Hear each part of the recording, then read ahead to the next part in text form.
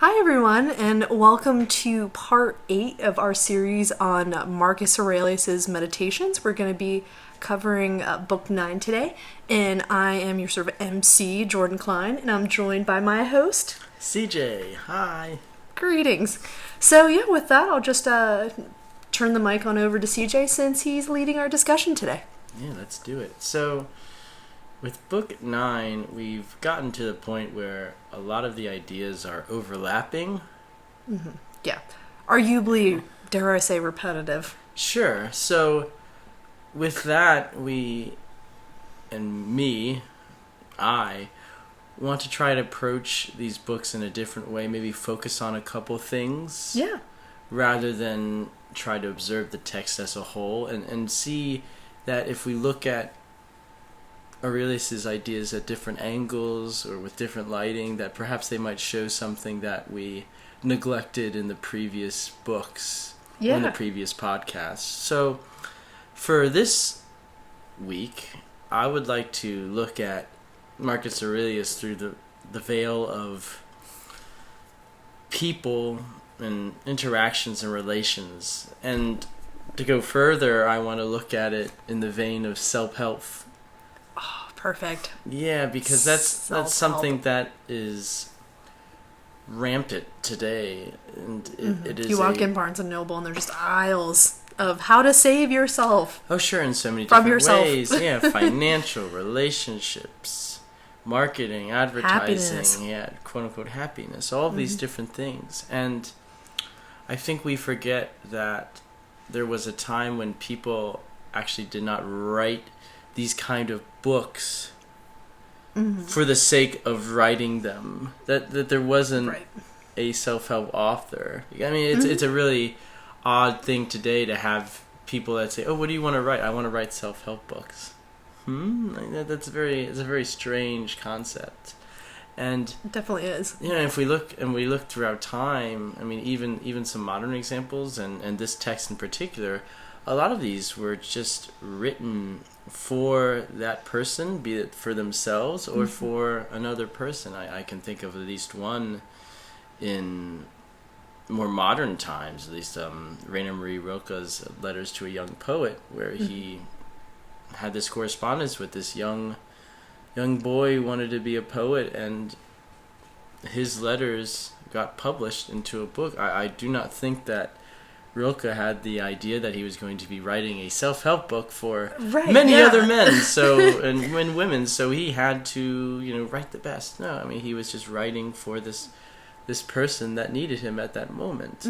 And if we look at the Meditations, this is Marcus Aurelius writing for himself as he needs it at that moment. And it's interesting, I heard in a lecture, and I don't know if this is true or not, but apparently he actually wanted these meditations actually burned upon his death. And so either a secretary or someone, an aide-de-camp or someone decided to, thankfully, hold on to them. But I thought that's interesting that this was not intended to see the light of day at all. Sure, and that puts a different angle on things, because we are not necessarily looking at something that's a universal, or that it's a self-help book in the sense that we see it. It is a journal of a man and what he needs at that moment, what he thought he needed. Right. And then we are extrapolating some sort of wisdom from, if we want to put it in some way, letters to himself, for himself. Yeah, exactly. And we're just spectators looking through and grabbing little nuggets here and there. Yeah, we're kind of like voyeurs, kind of trying to garner what we can from the text. Sure. So we're going to do a little bit of a sacrilege thing, and we're going to look at this book 9, as a self-help book. And what I've found, I don't know, Jordan, I don't know how many self-help books you've read. A couple? Yeah, I think I've skimmed the jacket of enough books. Self-help books. So let me try to outline maybe a common structure of self-help books. So for me, there's one is, how do you work as a person? There's some outline of how do you work, and how do how does your mind function? How does your body function? How does your desires function in some way? There's an acknowledgement of that. And then 2, there's an acknowledgement of other people. So we're dealing with how does the outside world work and how can we address that? And then the 3rd thing is what's in it for me, or what's the goal? Right. What's the objective? Yeah, because if we think, I mean, a lot of these self-help books, at least the canonical ones, have that in the title. We think of Dale Carnegie's "How to Win Friends and Influence People." I mean, in that there's the objective. Is this, and with the objective, the goal, and also the 3 things. Because I mean, how to win friends, how to influence people. We get this sense of how do people work, and then there's a sense of, okay, well, how do I work in a way that I can win friends and influence people? Right. So there's that in the title. And maybe let's take another one. What is it? Napoleon Hill's Think and Grow Rich. So we have this thing of, okay, what's the goal? We're going to grow rich. Okay. How do I work? I think. Okay, well that's good. Well, and he's going to maybe go into like, okay, how do we think? It's been a while since I read it, but obviously how do we think in a way that will make us grow rich? But then there's also, okay, how do I think in a way and work with other people to think, or how to grow rich? So there, in a sense, you throw people in there because you can't just think and money appears, as much as we all wish for that to happen. But you have to interact with the environment that is around you. So if we look at this book in particular, in that self-help lens of the how do you work, how do people work, and what's the goal, then maybe we can see a different angle on the meditations that maybe we did not achieve in others. By doing this blasphemous thing, we can perhaps see Stoicism and see Marcus Aurelius in a different light. And I think that what you're saying is, if I'm understanding you correctly, is sort of the individual and then the group. It's kind of how he tries to relate himself as an individual with his own free will and his own virtues with the whole. Yes, exactly. And the whole in the sense of the community, and then also of the sort of cosmos. Sure, the cosmos, or the greater, greater good, or the greater purpose of things.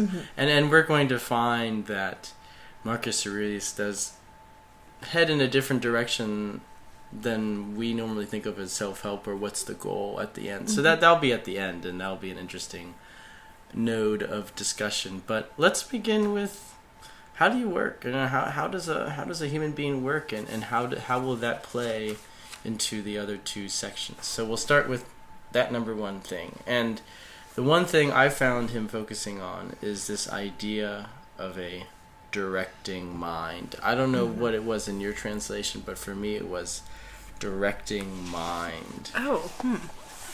I would say mine's probably like reason or governing principle. Sure, that there's something that within us directs how things go. And if we work with it, then we are in tune with things. But if we don't, there's this feedback of negativity. In one sense, I think it was chapter 23, he writes, "If any action of yours, then, does not have direct or indirect relation to the social end, it pulls your life apart and destroys its unity." In the sense, like, if you're not working with, and this is even just talking about the social idea too, like, if you're not working with that, then maybe your life is going to be a little bit out of balance. And that alludes to the second point, but I think it's the idea that your action, or your mind, your reason, has to work in accord with certain things, or that there's a certain path that leads to stability. And if you err in some way, then that's not going to be of benefit to anybody, including yourself, which is the main thing. And then there's chapter 26, which I think is the real quote that I'm trying to find. And he says in chapter 26, "You have endured innumerable troubles by not leaving your directing mind to do the work that it was made for." In the sense that all of this personal pain or personal travesty is made because you're not using your directing mind, or you're not using your reason, like you said. And if you think about it, a lot of practical self-help books start in that sense that, okay, you're at square one, you haven't achieved your goals, you're ambitious but you're not going anywhere. You know, why is that? What's going on there? And I think Marcus Aurelius is getting to that in his own way as well, by saying, okay, you are having, as he says, innumerable troubles. So why is that? And he directs it to not following reason in any way.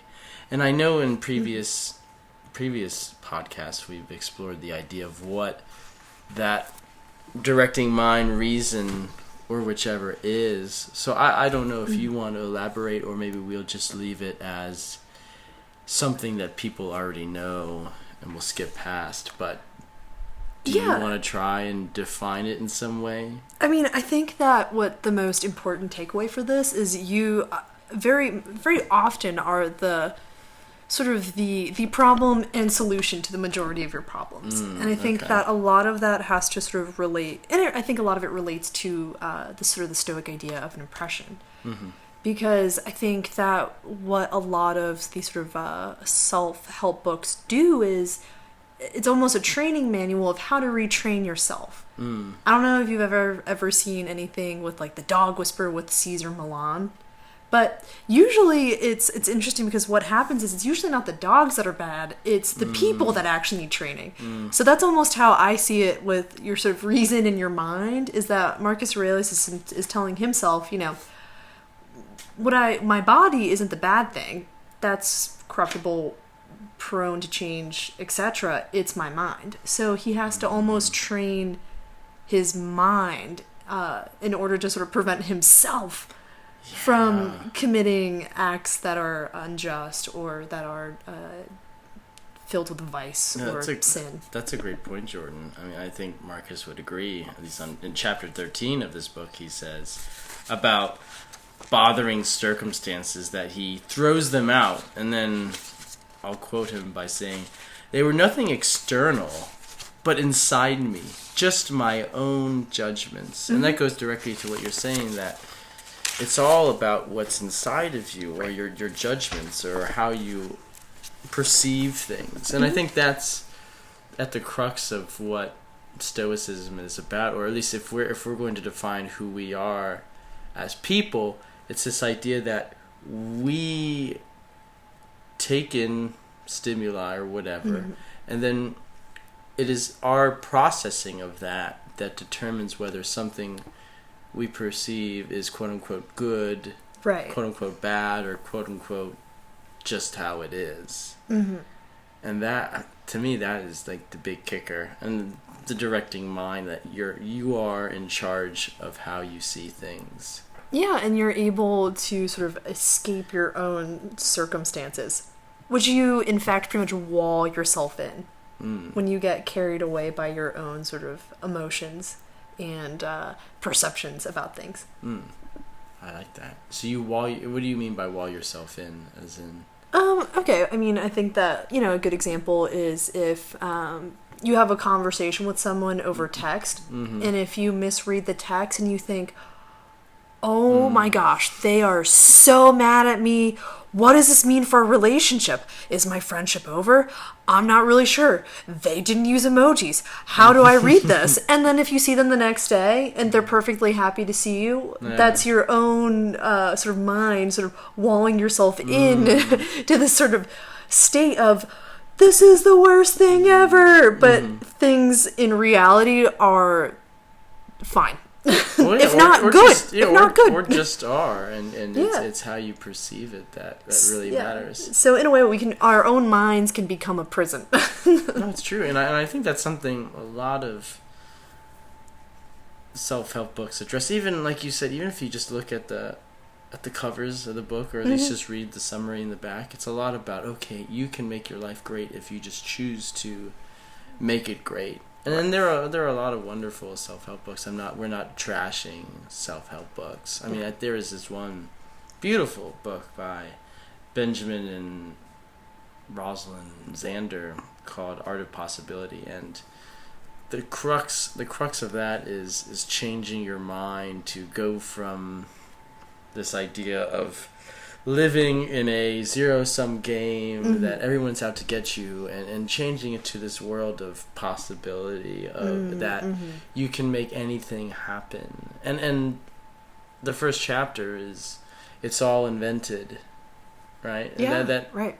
Everything that we perceive is invented in some respects. And I think that goes right into what Marcus Aurelius is saying. It's all invented in some respect, and that we invent it in our minds. So why not, like Marcus Aurelius has been espousing over all of these books, why not put it in a way, why not invent a narrative in your mind that does not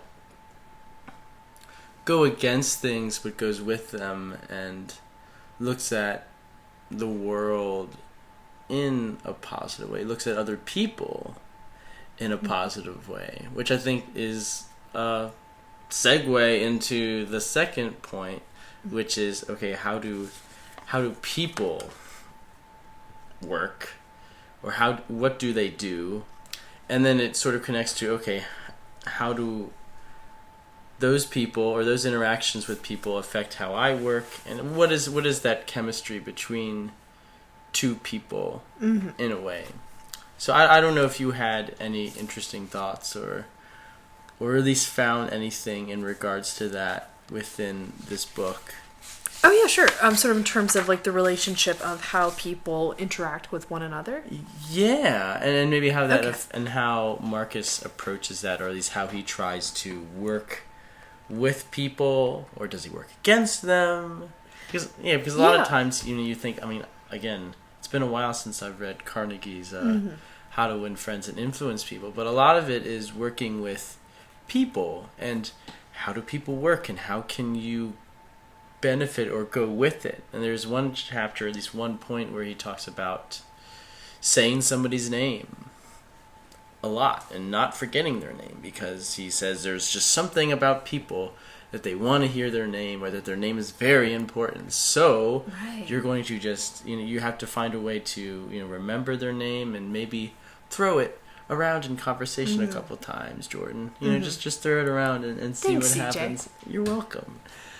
Right. Stuff like that. So that's a general example. But I was wondering if maybe you found something like that in this book. Yeah. And maybe we can talk about it, and I can throw some things in as well. Sure. I think two chapters that actually stood out in my mind are chapters 8 and 9. And he talks about how the soul is, we share a common soul, and then we also share sort of a common reason.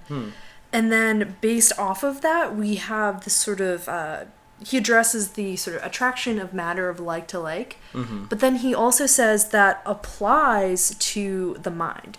So the mind, so your mind is going to almost flock with the minds of others, and I thought that seems to me a huge part of how we interact with one another. As much as we like to think that we're very independent, humans, for pretty much the entirety of human history, continue to be social, cooperative beings. Oh, that's such a wonderful point, and I want to add on to that by more Marcus, which seems to go against what we want in general and in life. Sometimes when people treat us wrong, we want to, I don't know, wish them ill will, or we say, oh man, well, I wish these things happen to you in some respect, and sometimes they don't. Yeah. And we wonder, well, they'll get it in the end. But Marcus says, no, karma's gonna get them. Yeah, karma's gonna get them. But no, it goes, fall through like a manhole.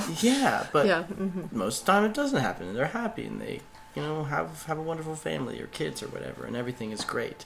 And we would say, like, okay, there's something wrong there, but to go, or they don't deserve a good life. Yeah, but to go with your point is that Marcus Aurelius says that we need to realize that we're all a part of this bigger whole, and that we have a shared, he mentions a lot about having a shared reason in previous chapters, but also a shared abundance in some respects. And I like to quote chapter 27, and I had to have a little ellipsis before the quote, so it's a little in there.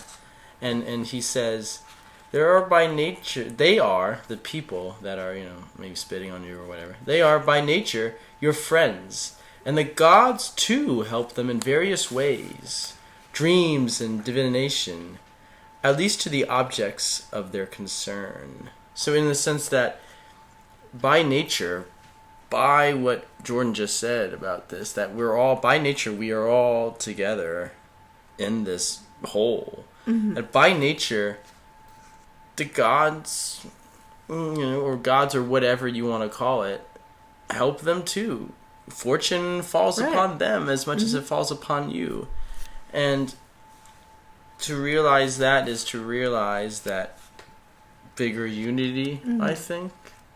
Yeah, and I think what's I'm really, really happy that you brought this chapter up, because he makes an excellent point, because I think that what Marcus Aurelius does a really wonderful job is maintaining his own worth as an individual, but also his ability to counter that with his participation in the whole, because he pretty much says that we shouldn't tear ourselves apart so people who are like naysayers or just arbitrarily just don't like us, or maybe have a good reason to like us. He tells himself, don't change who you are fundamentally, don't tear yourself up, don't lose any sleep, and don't alter yourself entirely in hopes that they might change their opinion of you, because that could be fickle. He just reminds himself that they might not like you, but in any event, you should still be kind to them. And then, do you think that's hard medicine to swallow in some respect? That's really difficult. I mean, an example, I was driving through town today, and I did like a rolling stop. Okay, not great, but there was no one around, and this guy flies past me, and he just flips me off because he saw me do a rolling stop. So that's the sort of thing you're like, you know what? I hope you get pulled over later, as he blew through the stop sign. So that's the sort of thing that you want to, in those moments, say, you know what? Like, hey man, like, screw you, you're the worst. But then you have to realize, well, okay, maybe they were in a rush too, because I clearly am. Yeah, and that's a great point too. And I think I want to address chapter 42, because I think a lot of the time we think, oh man, are there any good people in the world? Or that, is it, I think as Marcus Aurelius says, whenever you're offended by someone's lack of shame, you should immediately ask yourself, again, this is his self-talk here, so is it possible for there to be no shameless people in the world? Yeah. And he says, it is not possible. So people are going to cut you off. They're going to flip the bird at you. That if you assume that everybody's going to treat you in a polite way, then you're almost setting yourself up to be angry at other people, to wrestle against the whole in some respect. So I think that's one part of it too, is just realizing that people are shameless sometimes, that sometimes they don't have a sense of good conscience, and then that's part of the world that you're living in sometimes. And that's what Marcus says, and he just says, look, I mean, that's just how the world is. So absolutely, and it's a realistic view, and I think that he makes an excellent point of saying, well, what harm have you suffered? So that guy who flipped me off, I was offended, but that's all that happened. You know what I mean? It wasn't, I didn't get beat up or anything like that, or you know what I mean? We didn't get into an accident. We didn't, come to exchange blows or anything like that. So we were both fine. I was just offended momentarily. Right, and then that leads to the idea. Okay, so if we know people are like this, then how does that affect our own actions against them? And Marcus puts it beautifully in the same chapter 42, where he says, the recognition that this class of people, these assholes, must necessarily exist will immediately make you kinder to them as individuals. Now, we don't know how immediately that is. Jordan's case, we don't know how immediately that will happen, but... Never. Just kidding. But it does. And I don't know, maybe in that instance, did you feel a sense of empathy in some respect afterwards? Or maybe it took that anger and you had to dilute it through... realizing we're all part of the whole... Well, I would say reading this before it happened probably helped me a lot. Actually, it did. I thought, well, okay, well, maybe okay, all right, okay, it was a rolling stop. Okay, it wasn't, you know what I mean? It wasn't a full, complete stop. Like outing myself as a terrible driver. That's okay. But then I thought about it and I thought, well, I've messed up. I'm sure he's messed up too. And we'll just call it even. I did something bad. He did something bad. We're even. Right. I mean, Marcus Aurelius says that. I can't remember the chapter. I think it's chapter 20. He says, you should just leave a wrong where it lies, in a sense. And that maybe our suffering, and maybe this goes back to the idea of like who we are as people, but also I think it connects to the social aspect, or like what do people do, or how do people work? That in the sense that if we hold on to something that people do to us, or if something happens, and then we walk up to that thing where it lies, and we pick it up, and we just deface it in some way, or slam it on the floor, or crush it, or just pick it up and obsess over it, then that is just going to create inner turmoil, not only for us but for other people too, and then they aren't going to want to leave it where it lies either, and then we're all just picking up rocks, and sure enough we're just going to just throw it at each other and just hurt each other and stone each other to death in some respect. Yeah, and I think that Marcus Aurelius would say that's totally irrational, because when someone, and he repeats this multiple times in this book, he just repeats again and again, people who do wrong are only harming themselves. Yes. So the thing is to get angry at someone who in reality is only injuring themselves makes no sense. And like you said, he says that time and time again, but in this book there's this interesting little caveat, this interesting little asterisk that he puts on one of those thoughts, and I think it was chapter 38, where he says, like you said, if he did wrong, the harm is to himself. But here's the caveat here. But perhaps he did not do wrong, and he leaves it at that. Where maybe it's your problem. Maybe, like you said, maybe he was in a rush, and perhaps he was trying to make it to his daughter's delivery, in some respect, or maybe his daughter was pregnant, and this would be his first grandchild, and he had to get there super quick, so he had to go by you, and perhaps he was having trouble, and the only thing he could really think of doing is just flipping you off, because he's like, fuck, I had to get to this place, and this woman's just, or this person's just doing, and he's not thinking clearly. Yeah, and what I really like about this chapter is that he, I think, accurately accuses himself, and by extension us, the readers, of the sort of the tendency for people to be over eager to assign and heap blame. Yep. Because that's one of the first things is usually what happens when something goes wrong. It's pointing fingers and accountability. You see it on the news all the time of, oh, well, with an agency or something, oh, well, mistakes were made. The passive voice, oh, mistakes were made. It wasn't me. I didn't do it. Sure. Well, not I made a mistake. Right. So I think that's kind of wonderful that he points that out in our own natures to try to deflect blame the best we can. Yeah. So he's saying, don't get so eager to do that.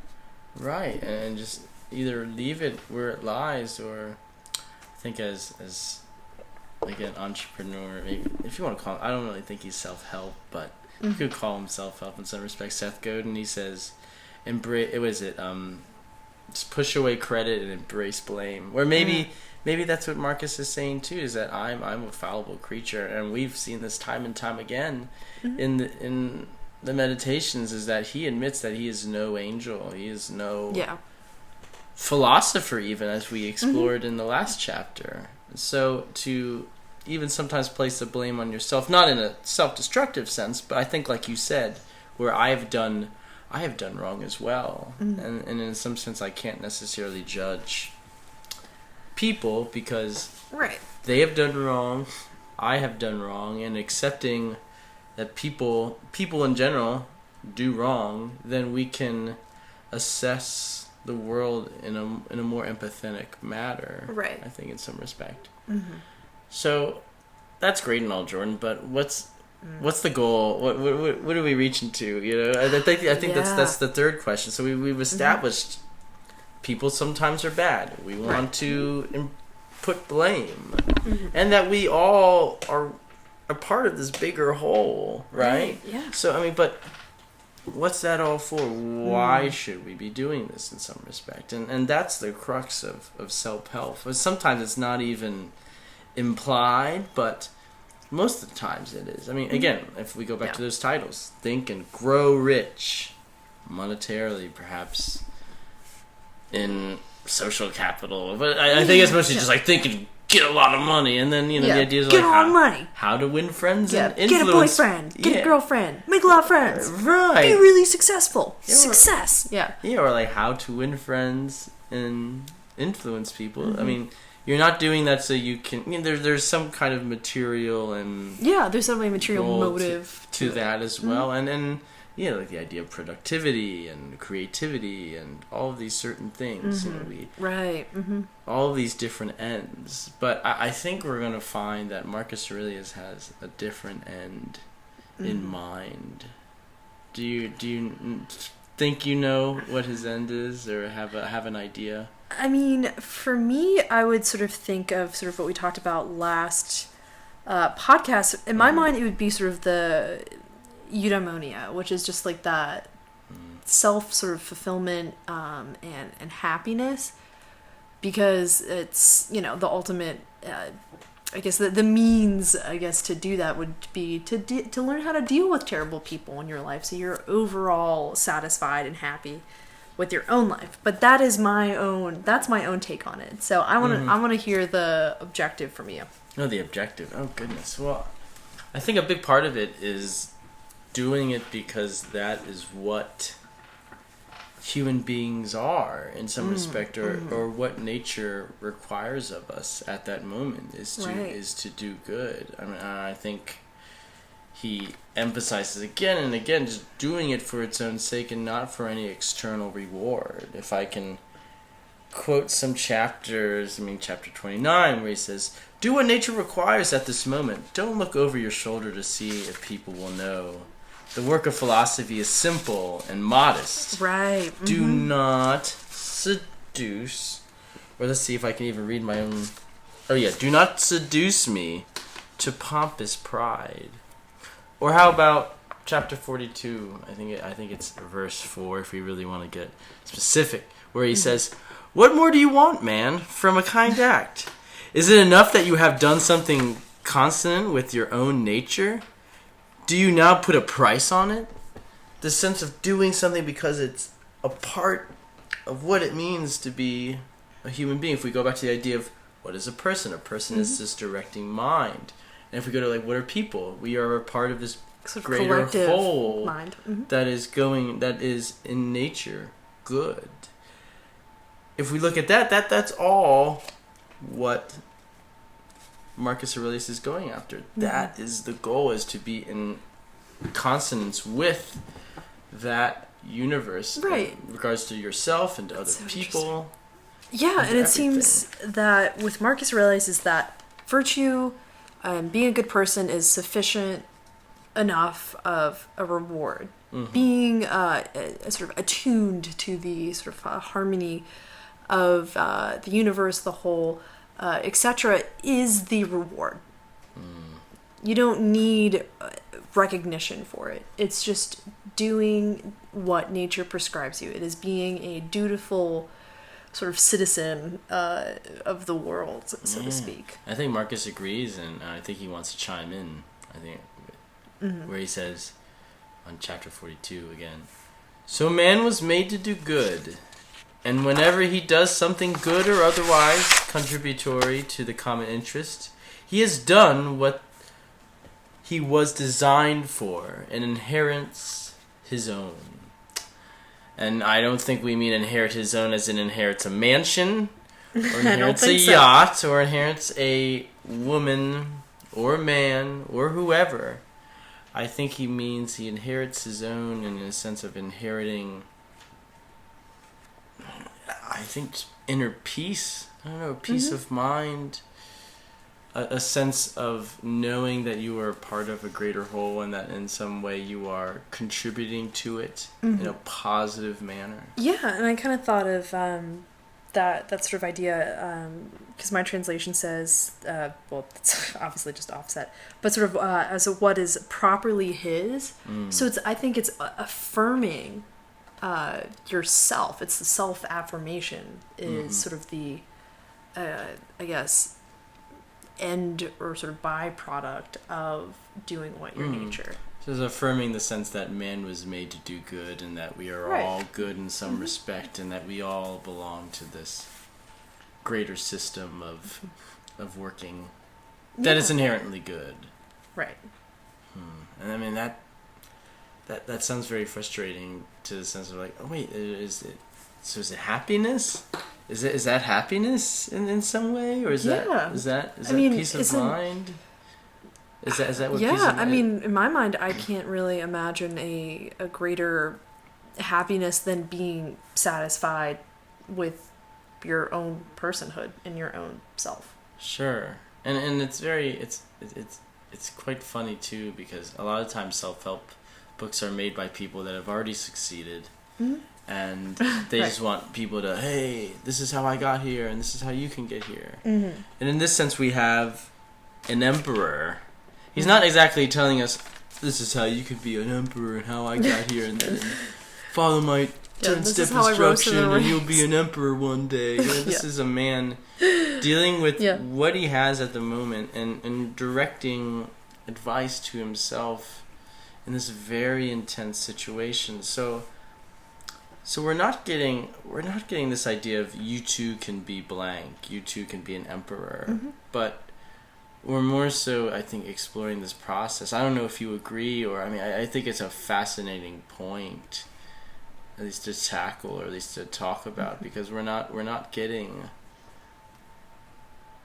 not even steps, but we're not getting a plan on how to be something, or we're not getting a plan of even how to, even if the end goal is how to be synchronous with the universe, we're not getting a 12-step plan. Right, here. and I think that actually, in a way, the precepts that he sketches out for himself are more, I think that if you sort of follow them, would arguably be more successful, because you can apply a lot of these precepts to different circumstances.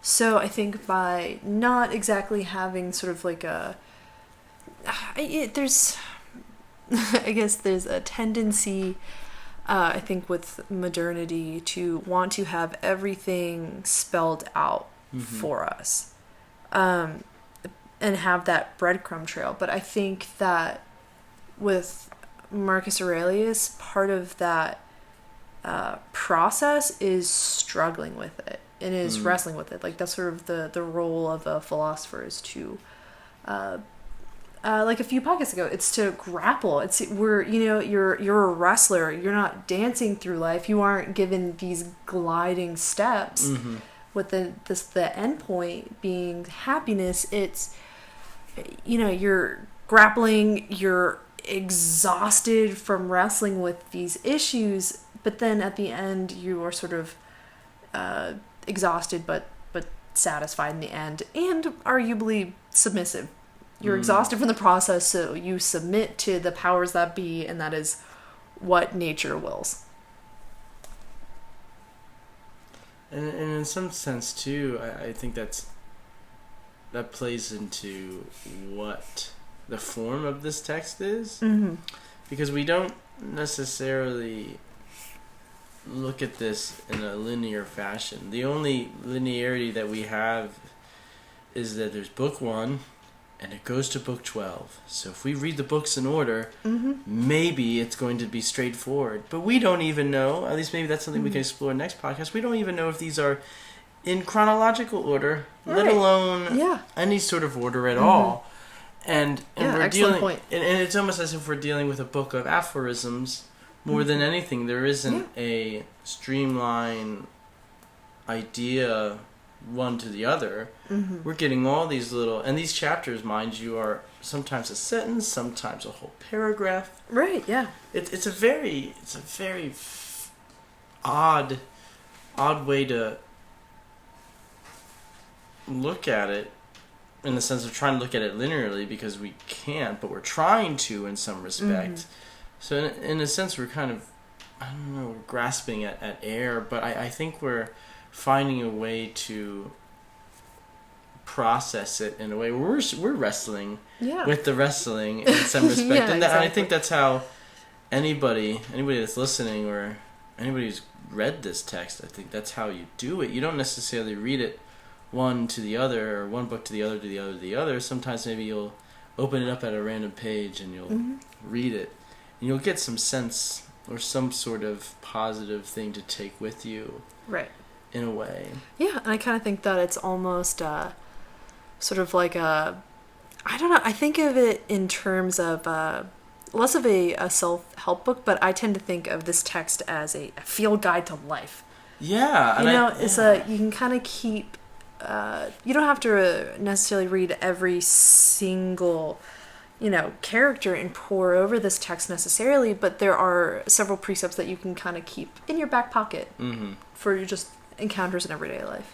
That's a wonderful point too, because I think I wanted to frame this in the self-help way, because we're so used to looking at things in a certain way, and then we have Marcus Aurelius, and we have to tussle with these two different ideas of this 21st century mind and this whatever century mind, and we have to confront two different ideas of living and of thinking and of processing the world, of how we see ourselves, how we see other people, and what we see the end goal to be. Right.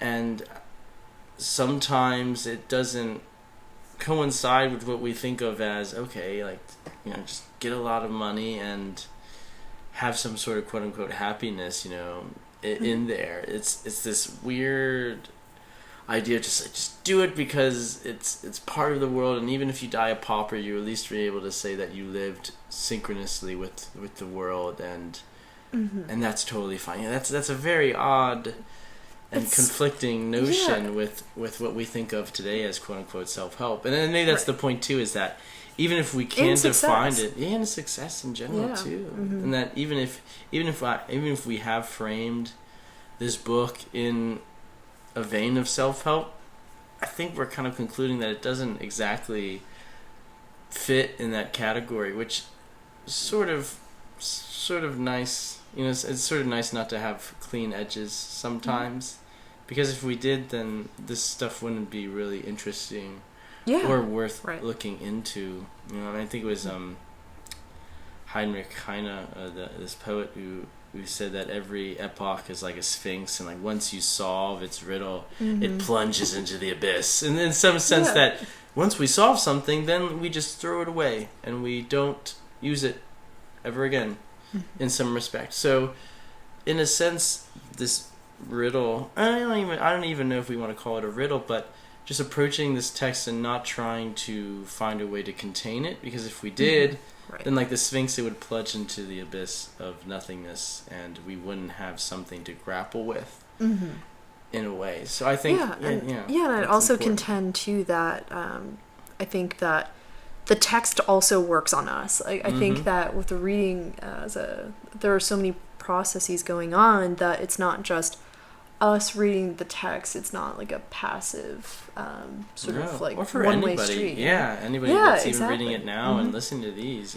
it's not a it's not easy sometimes to grapple with these things, and I think that's the point. It's like you said, it's a wrestling.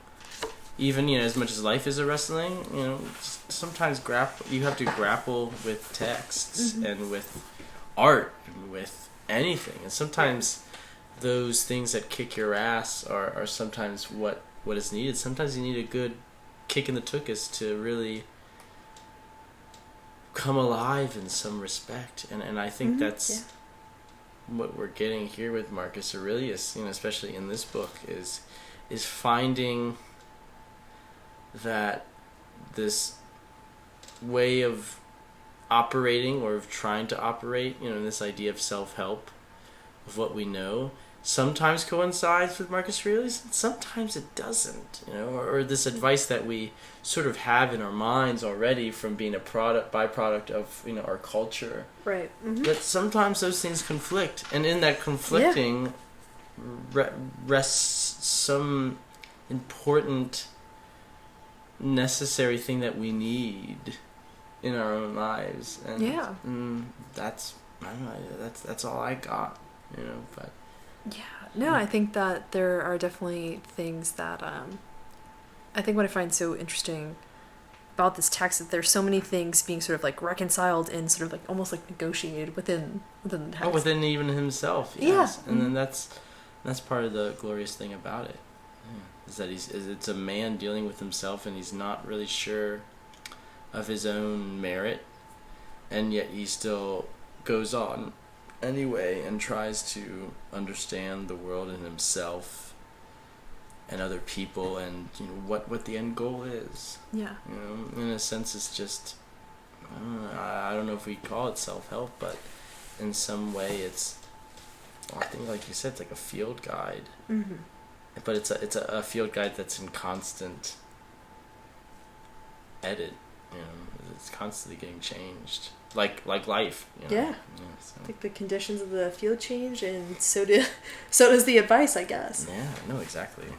So I don't know. That's all I had, at least for this discussion. I don't know if you had anything else. No, I think that's it. I think you did a wonderful job. Thanks. You're welcome. So I guess with that, thank you everyone for listening. If you like what you hear, check us out on SoundCloud, we're on YouTube, and if you are really interested in all the goodies that we have in store for you all, download the Noetic app via iTunes or the App Store and Google Play. And thanks for listening, and we'll catch you all next week. Thanks everyone. Bye!